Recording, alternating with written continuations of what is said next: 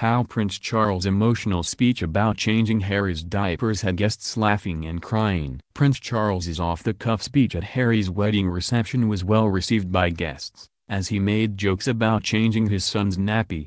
A guest revealed. The next in line to the throne joked with guests at the afternoon reception in St. George's Hall, which was hosted by the Queen, as Charles claimed Prince Harry had turned out well.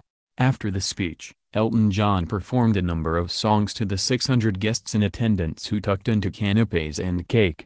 A guest at the reception said, "There was no mention of Diana in the speeches." Charles spoke about feeding Harry a bottle and changing his nappy, and then said look how well he turned out. That's about as embarrassing as it got. Prince Harry is said to have also wowed the audience with his off-the-cuff comments about the American guests, and was cheered when he referred to himself and Meghan as "my wife and I."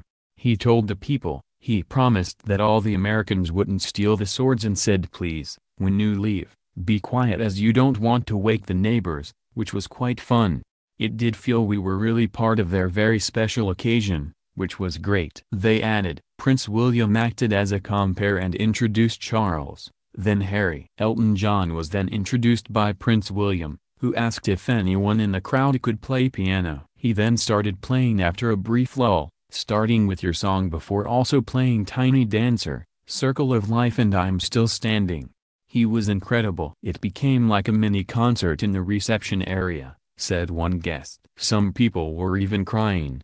The reception included the cutting of the lemon and elderflower flavored wedding cake. Later in the evening, they traveled to Frogmore House in Windsor Great Park. In fact, their dinner party had more in common with a West End club night than a traditional wedding breakfast, with Harry's favorite house tracks curated by DJ Sam Totally, who also performed at Pippa Middleton's wedding, a Drinks of the World themed bar, and candy floss and dirty burgers as midnight snacks.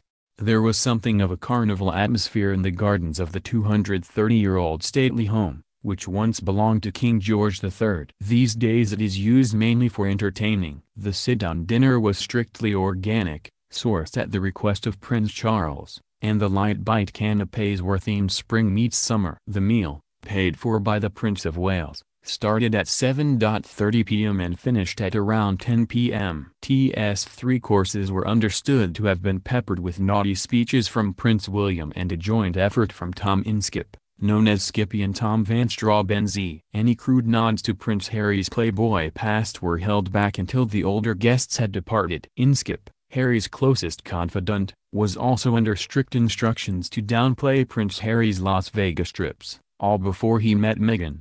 Guests are also understood to have returned to London late last night for an after party at celebrity favorite Chiltern Firehouse in Marylebone. Another party had been planned in a soundproofed private home in Chelsea. It was quite a contrast with the earlier stand-up wedding breakfast in Windsor Castle's St. George's Hall, which saw 600 guests enjoy bowl food and canapés such as Scottish Langsteins wrapped in smoked salmon, croquette of confit Windsor lamb and champagne and pistachio macarons. Harry and his father then gave speeches. Suhindi Jalota, the founder of the India-based Mina Mahila charity, said of Harry's speech, he was talking about his wife. Everybody was clapping because it was the first time he was using the term for Meghan, so it was really nice.